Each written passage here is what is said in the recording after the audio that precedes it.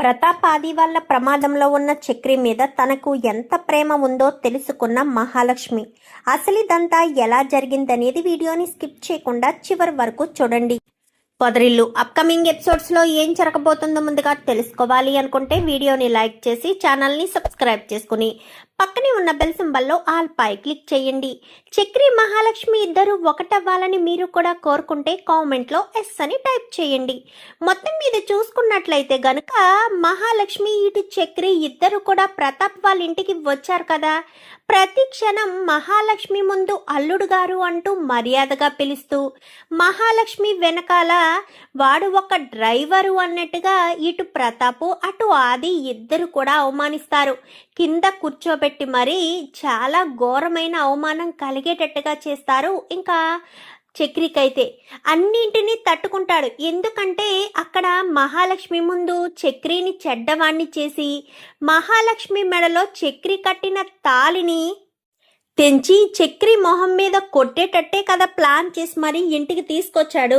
తన కూతుర్ని వారం రోజుల్లో పూర్తిగా తన వైపుకు తిప్పుకుని చక్రిని శాశ్వతంగా వదిలేయాలని ప్రతాప్ ప్లాన్ చేసి మరి ఆ ఇంటికి తీసుకొచ్చాడు. సో ఆ ప్లాన్లో భాగంగానే ప్రతిసారి కూతురు ముందు నటిస్తూనే ఉంటారు.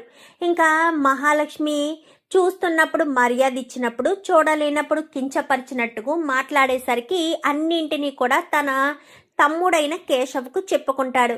అక్కడ నీకేదైనా ఇబ్బంది అనిపించినా, నీకేదైనా ప్రమాదం తలపెట్టినా వెంటనే నువ్వు అక్కడి నుంచి వచ్చేసేరా, లేదంటే నాకు ఫోన్ చేయి, నీ ముందు నేను 10 నిమిషాల్లో ఉంటాను అనేసరికి వద్దురా, ఏమన్నా ప్రమాదం అయితే నేనే చెప్తానులే, నువ్వేమీ టెన్షన్ పడద్దు, అక్కడ అందరినీ చూడు, నాన్న అన్న కన్నగాడు అందరినీ చూసుకోవాల్సిన బాధ్యత నీదే అని చెప్పాను. కానీ నేను చూసుకుంటాను లేరా, అక్కడ నీ గురించి కూడా చూసుకో అని చెప్పి ఇంకా కేశవ పెట్టేయడంతో ఇంకా మహాలక్ష్మి వాళ్ళందరితో వీడియో కాల్ మాట్లాడి చాలా సంతోషంగా అందరినీ పలకరిస్తుంది.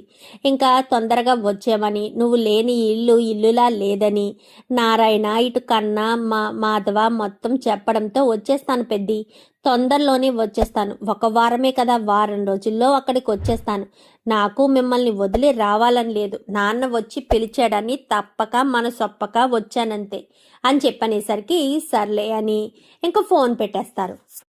రండి చక్రి గారు పడుకుందాం అనగానే ఏమంటున్నారు అనగానే అదేంటి పడుకుందామని కదా అంటున్నాను, రండి పడుకుందాం, మీరు నేను వేరువేరుగా పడుకుంటే మా ఇంట్లో వాళ్ళకి అనుమానం వస్తుంది, అందుకే మీరు నా గదిలోనే పడుకుందిరు గాని పదండి వెళ్దాము, మన మనసులు ఎలాంటి కల్మషం లేకపోతే మనం సంతోషంగానే ఒక రూమ్లో పడుకున్నా ఏ ఇబ్బంది లేదు, రండి, ఎన్ని రోజులుగా మిమ్మల్ని చూస్తూ ఉన్నాను కదా, మీరేంటో మీ మనస్తత్వం ఏంటో తెలుసుకున్నాను, మీరు ఎలాంటి వాళ్ళో కూడా తెలుసుకున్నాను, నాకే అభ్యంతరం లేదు, రండి అనగానే సరే మీరు వెళ్ళండి నేను వస్తాను అని చెప్పి ఇంకా చక్రి కాస్త చెప్తాడు.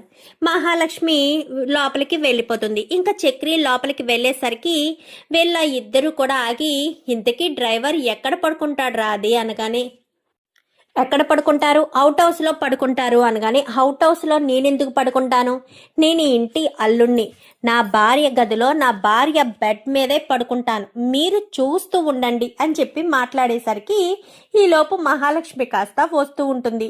రావడంతో వీళ్ళు సైలెంట్ అవుతారు. మహాలక్ష్మి గారు నేను డ్రైవింగ్ చేసి అలసిపోయాను, పడుకుందామా అని చెప్పనేసరికి సరే రండి అని మహాలక్ష్మి టు చక్రి ఇద్దరు కూడా నడుచుకుంటూ పైకి వెళ్తారు.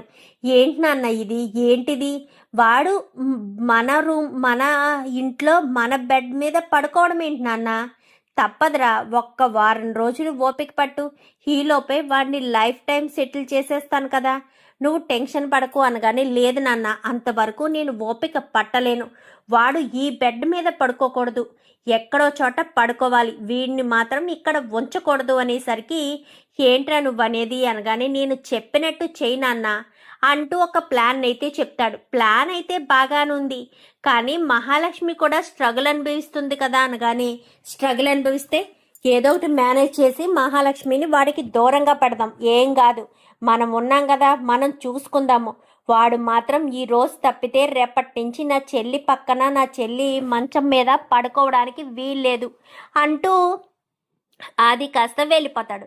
వెళ్ళిపోయేసరికి ఇంకా ప్రతాప్ ఆలోచనలో పడతాడు. నిజమే, వాడు చెప్పింది నిజమే కదా అని ఆలోచిస్తూ ఉంటాడు. ఇంకా రోజు రాత్రికి మహాలక్ష్మి చూస్తున్నప్పుడు కళ్ళు మూసుకొని, లేనప్పుడు కళ్ళు తెరుస్తూ చూస్తూ ఎప్పటికో నిద్రపోతాడు. అదే బెడ్ మీద ఒక బెడ్ మూల వాడు, ఒక బెడ్ మూల తను, మధ్యలో ఒక 2-3 పిల్లోస్ పెడుతుంది. పిల్లోస్ పెట్టేసరికి ఇంకా పడుకునేసరికి ఎప్పటికో నిద్ర పడుతుంది. ఇంకా పడుకుంటాడు. ఉదయం అయితే మహాలక్ష్మితో పాటు నిద్ర లేవడు. మహాలక్ష్మి 6:30కి లేచి బయటికి వెళ్ళిపోతుంది. కానీ మహాలక్ష్మి నిద్ర లేచి వెళ్ళిపోతుంది కానీ చక్రి మాత్రం నిద్ర లేవకపోవడం సరికి కొత్త ప్లేస్ కదా, ఆలస్యంగా నిద్ర పట్టిందేమో అన్న ఉద్దేశంతో ఇంకా మహాలక్ష్మి కూడా పట్టించుకోకుండానే తన పని తను చేసుకుంటుంది. ఇంకా ఎప్పటికో 8 గంటలకు లెగిసి చక్రి కిందకు వస్తాడు. కిందకు వచ్చేసరికి ఇదిగో టీ అని చెప్పి మహాలక్ష్మి తీసుకొచ్చి ఇస్తుంది. థ్యాంక్స్ మహాలక్ష్మి గారు అనగానే, మీకు లేవగానే టీ తాగడం అలవాటు కదా, అందుకే తీసుకొచ్చాననేసరికి నాన్న అని చెప్పాను. కానీ ఆగు అది అని చెప్పనేసరికి, అల్లుడు గారు ఈరోజు మీ ప్రోగ్రామ్స్ ఏంటి అనగానే, ఏముంది ఇక్కడ ఖాళీనే కదా, అక్కడైతే ట్రిప్స్కి వెళ్ళాలి అవి ఇవి అని ఉంటుంది, ఇక్కడ ఖాళీనే కదా ఇంట్లోనే ఉండడం అనేసరికి, అది నువ్వు అలాగా అల్లుడు గారిని ఆఫీస్కి తీసుకువెళ్ళొచ్చు కదా. నేనెందుకు ఆఫీస్కి, నాకు అక్కడ ఆఫీసులో ఏం తెలుస్తుందని, నేను పెద్దగా చదువుకోలేదు, నాకు అవేమీ తెలీదు అనగానే, అవును నాన్న తనకేమీ తెలీదు, తనకి కేవలం డ్రైవింగ్ మాత్రమే తెలుసు అనగానే, అంటే మన డ్రైవరు సెలవు పెట్టాడమ్మా, ఆది ఒక్కడే వెళ్ళాలి కదా ఆఫీస్కి, పోనీ ఆదిని డ్రాప్ చేయడానికి చక్రి వెళ్తాడు అన్న ఉద్దేశంతోనే అనేసరికి, ఏ నాన్న చక్రి తప్ప ఆది ఆఫీస్కి వెళ్ళలేడా, ఆదికి డ్రైవింగ్ రాదా ఏంటి, వచ్చు కదా వాడిని డ్రైవింగ్ చేసుకుని వెళ్ళమను, చక్రి గారు మీరు వెళ్ళి ఫ్రెష్ అవ్వండి అని చెప్పి పైకి పంపించేస్తుంది మహాలక్ష్మి. ఇది ఎప్పటికప్పుడు దగ్గర ఉండి ఇదంతా చేస్తుంది. మహాలక్ష్మి లేనప్పుడే వీడితో కాట ఆడుకోవాలి, మహాలక్ష్మి ఉంటే వీడిని ఏమీ అనడానికి కుదరదు అని ఆలోచిస్తూ ఉంటాడు. ఇంకా ప్రతాప్ అయితే ఇంకా అలా ఆలోచించిన తర్వాత ఆఫీస్కి వెళ్ళిపోతాడు. అది ఆఫీస్కి వెళ్ళిపోయాక ఫోన్ చేస్తాడు. నాన్న నేను చెప్పింది ఏం చేసావు అనగానే, అదే ఆలోచిస్తున్నానురా, నువ్వు చెప్పింది బాగానే ఉంది, అదే ఎలా చేయాలా ఏంటా అని ఆలోచిస్తున్నాను, సరే నాన్న మీరు ఆలోచించండి అని చెప్పి ఇంకా ఆలోచనలో పడతారు. ఆలోచనలో పడిన తర్వాత ఇంకా ఏదో ఒకటి చేసేయాలి అన్న ఉద్దేశంతో చక్రి ఇంట్లోనే ఉన్నాడు కదా, ఇంట్లోంచి బయటికి వెళ్ళడం లేదు కదా, చక్రికి ఏదైనా ప్రమాదం తలపెట్టి తను హాస్పిటల్ బెడ్ మీద పడుండాలన్న ఉద్దేశమే వీళ్ళిద్దరిది. ఇంట్లో బెడ్ మీద పడుకుని ఉండకూడదు కానీ హాస్పిటల్ బెడ్ మీద ఈ వారం రోజులు ఉండాలి అన్న ఉద్దేశంతో ఆది భూషణ్ అయితే ప్లాన్ చేసి చక్రికి ఏదో రకంగా అపాయం తలపెట్టాలి అన్న ఉద్దేశంతోనే వాళ్ళు ఇదంతా చేయాలని అనుకుంటారు. అపాయం తలపెట్టాలి అంటే ఎలా తలపెట్టాలి, ఏ రకంగా తలపెట్టాలి, ఏం చేయాలి అని ఆలోచిస్తూ ఉండగా ఇంకా మేడ మీదకి మహాలక్ష్మి కరెక్ట్గా లేని సమయంలో మేడ మీదకి కాస్త ఆ చక్రిని తీసుకువెళ్ళేసరికి ఏంటి వాళ్ళ ఇల్లు ఒక 3 అంతస్తులు ఉంటుంది.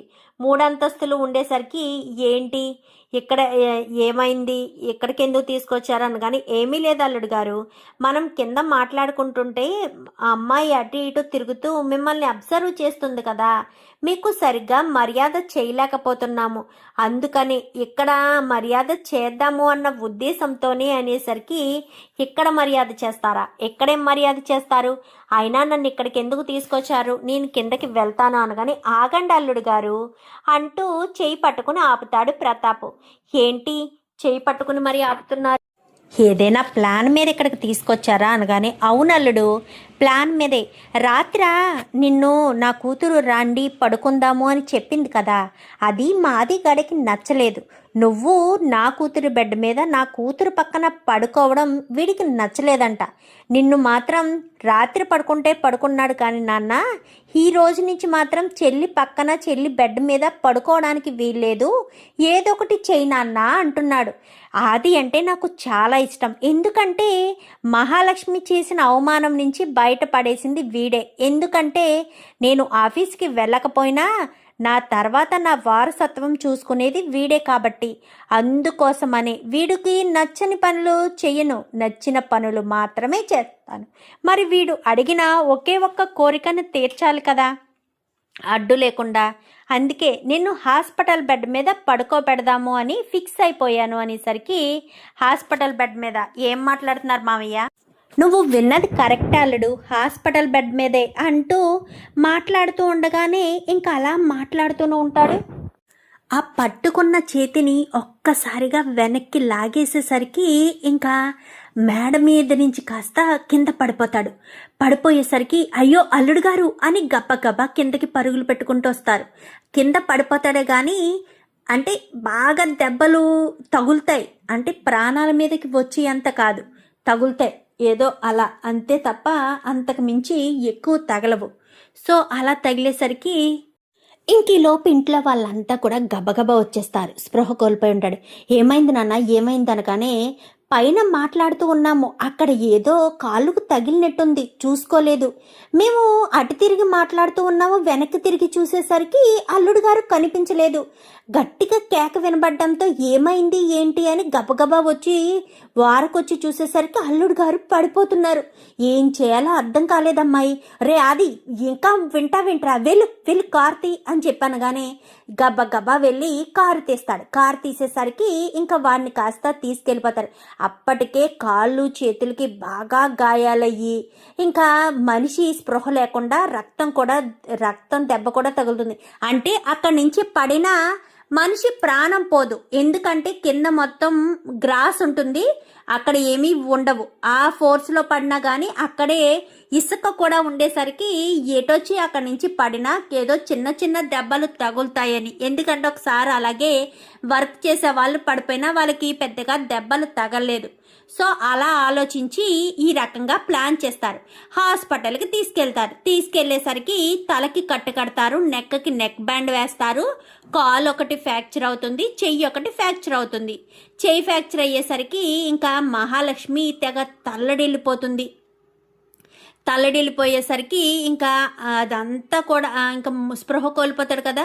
మహాలక్ష్మి ఏడుస్తూ ఉంటుంది.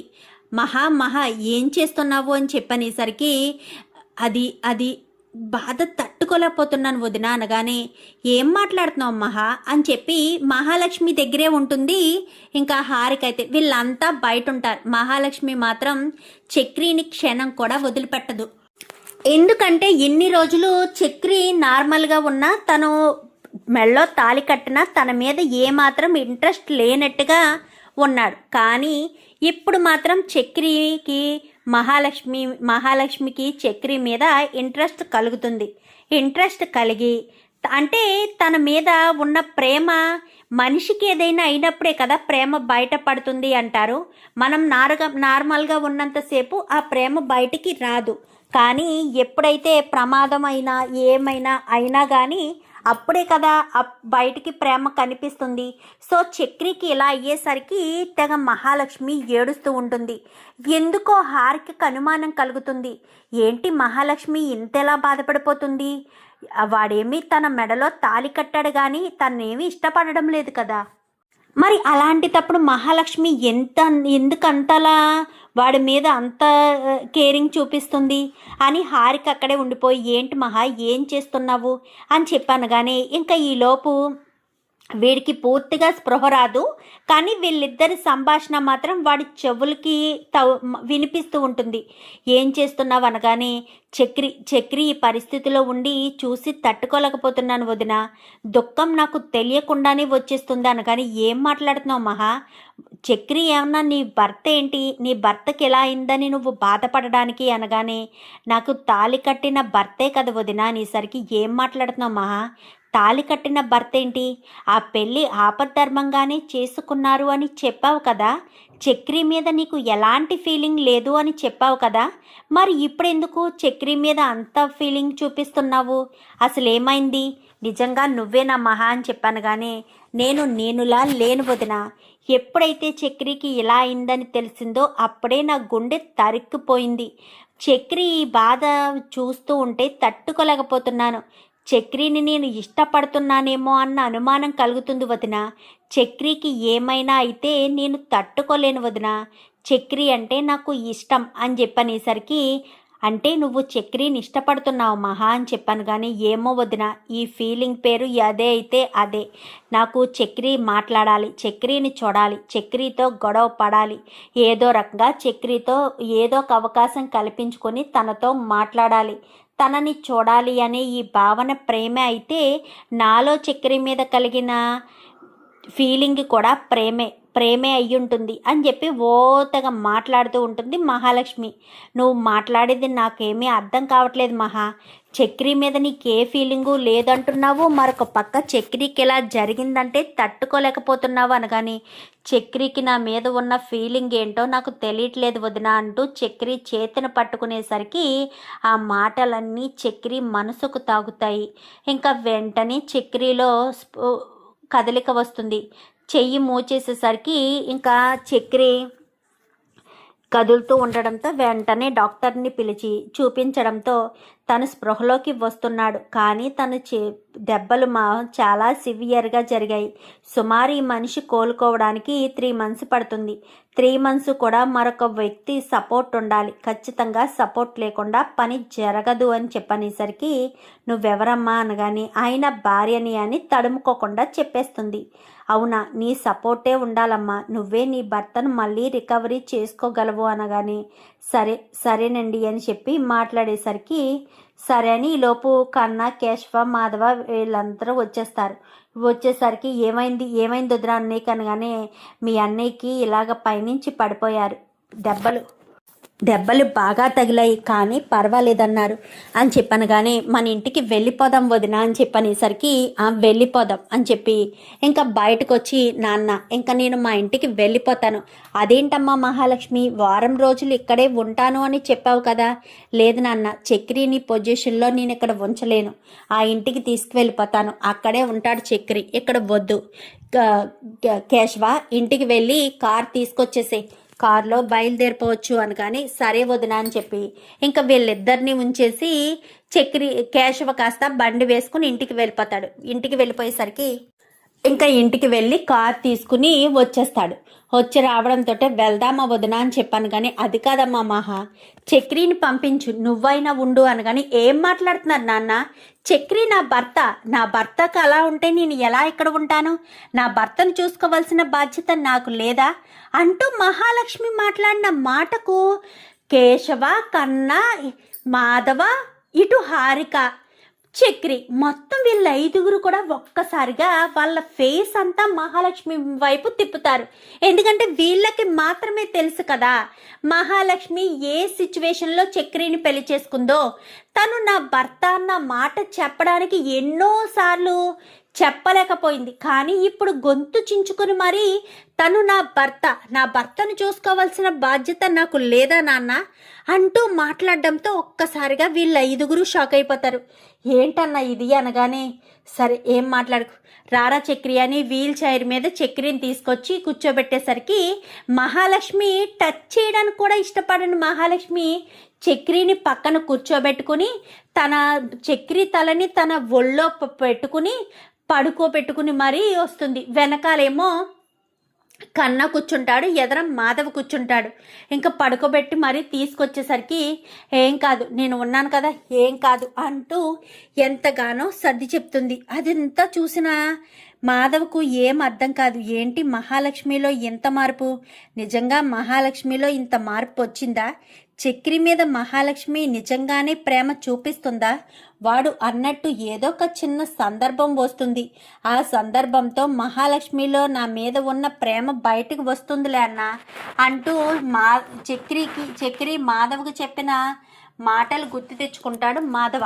ఇంకా ఇంటికి వచ్చిన తర్వాత ఇంటికి రావడంతో చక్రినేమో మాధవ్ సహాయంతో కేశవ సహాయంతో గుమ్మం వరకు తీసుకొచ్చేసరికి గబగబా లోపలికి వెళ్ళి హారతి ఇచ్చి మరీ లోపలికి తీసుకొస్తుంది.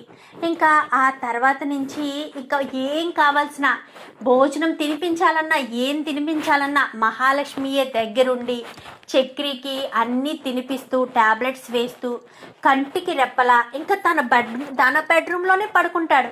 పక్కనే మహాలక్ష్మి కూడా పక్కనే ఉంటుంది. పక్కనే ఉండి ఏం కావాల్సి వచ్చినా కానీ తనే పక్కనుండే అలా చూసుకోవడం చాలా ఆశ్చర్యాన్ని కలిగిస్తుంది. వీళ్ళకి షాకింగే. ఎప్పుడు మహాలక్ష్మి అందరితో జోకులుగా మాట్లాడినా ఇటు చక్రి విషయానికి వచ్చేసరికి కొంచెం దూరం పెడుతూనే వచ్చే మహాలక్ష్మి ఈ రకంగా ఇలా మారిపోయేసరికి అందరికీ ఆశ్చర్యం అనిపిస్తుంది. ఇంకా అలాగే మహాలక్ష్మి రోజు రోజుకి చక్రిని చాలా బాగా చూడడం, ఇంకా చక్రితో చనువుగా ఉండడం, చక్రి మీద ప్రేమ చూపించడం, ఇంకెలా ఉండేసరికి ఎంతగానో సంతోషపడతారు అందరూ. ఇంకా కొన్ని రోజులకి చక్రిని నిలదీసి అడుగుతుంది, నిజంగానే మీ అంతట మీరే పైనుంచి పడిపోయారా లేక ఎవరైనా మిమ్మల్ని తోసేశారా అంటూ మాట్లాడడంతో అది ఏమీ లేదు అనగానే మీరు ఏదో నిజాన్ని దాచిపెడుతున్నారు చెప్పండి అనేసరికి ఏమీ లేదు మహాలక్ష్మి గారు అనేసరికి లేదు మీరు చెప్పండి అంటూ తన మీద ఒట్టు వేయించేసుకునేసరికి ఇంకా మహాలక్ష్మి ఒట్టు వేయించుకోవడంతో అసలు విషయం అంతా చెప్పడంతో చక్రికి నయమయ్యాక చక్రిని తీసుకుని సరాసరి మహాలక్ష్మి వాళ్ళ ఇంటికి వెళ్ళి ఇంకా వాడి కాలర్ అయితే పట్టుకుంటుంది. పట్టుకుని నా భర్త జోలికి రావడానికి మీరెవరు, నా భర్త ప్రాణాలు తీయాలని ప్రయత్నించడం ఏంటి, అసలు మీకు ఏం సంబంధం ఉందని, నేను ఇంటికి వచ్చింది మీరు నన్ను ఆప్యాయంగా పలకరిస్తారు, నన్ను దగ్గరికి తీసుకుంటారని, అంతే తప్ప నా భర్తకు ప్రమాదం తలపెడతారు అన్న ఉద్దేశం కాదు. మీరు ఈ రకంగా చేస్తారని కలలో కూడా అనుకోలేదు. నా భర్త ప్రాణాలు తీసి నన్ను శాశ్వతంగా అత్తవారింటికి దూరం చేసి ఈ ఇంట్లోనే ఉంచుకుందామని అనుకుంటున్నారా? ఆ పిల్లకోడుకిచ్చే నా జీవితాన్ని నాశనం చెయ్యాలనుకుంటున్నారా? అసలు మీకు ఇదంతా ఎవరు చేశారు, ఇదంతా ఎందుకు చేస్తున్నారు? నేను ప్రశాంతంగా ఉండడం ఇష్టం లేదా? అసలు ఒక మనిషి ప్రాణాలు తీయాలని మీరు అనుకోవడం ఏంటి? అలా అనుకుని ఎందుకు ఇలా ప్రవర్తించారు? నేనే కదా చక్రిని పెళ్లి చేసుకున్నాను. చక్రిని నా జీవితంలోంచి దూరం చేస్తే నేను ఇంటికే వస్తాననుకున్నారా? నేను పుట్టింటికి రావాల్సిన అవసరం కూడా లేదు. పుట్టింటికి ఇంకెప్పుడు రాను. నాకు ఈ దెబ్బతో ఇంకా పుట్టింటి నుంచి శాశ్వతంగా విముక్తి దొరికినట్టే. ఇంకా నేను మీకు ఎప్పటికీ పుట్టింటికి రాను అని చెప్పి ఇంకా మహాలక్ష్మి కాస్త వార్నింగ్ ఇచ్చి ఇంకా వీడిని ప్రతాప్ని ఇటు ఆదిని కూడా ఇద్దరిని కూడా చెడామడ తిట్టి ఇంకా ఇంటికి వచ్చేస్తుంది. ఇంటికి వచ్చిన తర్వాత అమ్మ మహాలక్ష్మి అనగానే నన్ను క్షమించండి పెద్ది, ఈరోజు చక్రికి ఇలాంటి అపాయం జరగడానికి కారణం నా వల్లే జరిగింది అనగానే అదేంటమ్మా అలా మాట్లాడతావు, నా వల్ల అపాయం జరగడం ఏంటి, నువ్వు అదేమీ మనసులో పెట్టుకోకు, మనంతా ఒక కుటుంబం అనగానే అందరూ ఒకే కుటుంబం అనేసరికి చాలా సంతోషంగా అందరూ కూడా హత్తుకుంటారు. ఇంకా మహాలక్ష్మి కూడా చాలా హ్యాపీగా ఫీల్ అవుతుంది. ఇంకా నారాయణ అయితే ఆ మహాలక్ష్మి ఇంట్లోంచి వెళ్ళకూడదు, చక్రిని అర్థం చేసుకుని చక్రిని భార్యగా అంగీకరించి జీవితాంతం చక్రి మహాలక్ష్మిలు ఇక్కడే ఉండాలి, ఇక్కడ ఉంటేనే వాళ్ళు సంతోషంగా ఉంటారు అని అర్థం చేసుకోమని చెప్పడంతో చాలా సంతోషంగా ఉంటుంది మహాలక్ష్మి. ఆ క్షణం నుంచి ఇంటి కోడలుగా ఉండాల్సిన బాధ్యత అన్నీ కూడా మహాలక్ష్మికి వచ్చేస్తాయి. ఎందుకంటే చక్రిని ఇష్టపడుతుంది కదా, ఇంకా ఇంటిని కూడా చక్కదిద్దాలని ఏదో రకంగా చక్రికి తన మనసులో ప్రేమను చెప్పాలని ఎంతో ప్రయత్నాలు చేస్తూ ఉంటుంది. ఒక వ్యక్తి మనకు దగ్గర అవుతున్నారంటే అవతల వ్యక్తి ఏదో రకంగా రియాక్ట్ అవుతారు కదా, ఖచ్చితంగా తను ఎందుకో ఏంటో అని ఆలోచన వస్తుంది కదా. అందుకే ఇంకా చక్రి కూడా మహాలక్ష్మితో క్లోజ్గానే ఉంటాడు. ఇద్దరు కూడా చాలా క్లోజ్గా ఉంటారు, మాట్లాడుకుంటారు, ప్రతి క్షణం భోజనాలు చేసుకుంటూ ఎక్కడికైనా వెళ్ళడం, టెంపుల్స్కి వెళ్ళడం, ఇంకా వాళ్ళిద్దరూ టైం స్పెండ్ చేస్తూ ఉంటారు. ఇంకా వాళ్ళిద్దరి మనసుల్లో ఎలాంటి కల్మషం లేకుండా, వాళ్ళు గొడవలు ఏమీ లేకుండా ఇద్దరు కూడా చాలా హ్యాపీగా అయితే ఉంటారు అని చెప్పి మాట్లాడేసరికి అవునన్న, చక్రిగాడు ఎప్పుడూ ఒకటి అంటుండేవాడు, మా ఇద్దరికి పెళ్లి జరుగుతుందని ఏ రోజు అనుకోలేదు, పెళ్లి జరిగింది అంటూ ఎప్పుడూ మాట్లాడుతుండేవాడు. ఇప్పుడు వీళ్ళ పెళ్లి గురించి ఇప్పుడు వీళ్ళది ఈ సమస్య కూడా చూడు ఎలా క్లియర్ అయిపోయిందో. ఇదంతా చక్రి వల్లే, చక్రి అన్న సంతోషం కోసం ఇదంతా చేశాము అని చెప్పి మాట్లాడడంతో సరే అని ఇంకేం మాట్లాడకుండా చాలా హ్యాపీగా అయితే అందరూ ఒక చోట కూర్చుని కబుర్లు చెప్పుకొని సంతోషంగా గడుపుతారు. చూద్దాం మరి రాబోయే ఎపిసోడ్స్లో ఏం జరుగుతుందో. వీడియో నచ్చితే లైక్ చేసి ఛానల్ని సబ్స్క్రైబ్ చేసుకుని పక్కనే ఉన్న బెల్ సింబల్లో ఆల్ పై క్లిక్ చేయండి. ఎలా చేయడం వల్ల మేము పెట్టే ప్రతి వీడియో నోటిఫికేషన్ రూపంలో ముందుగా చూడగలుగుతారు. Thank you for watching.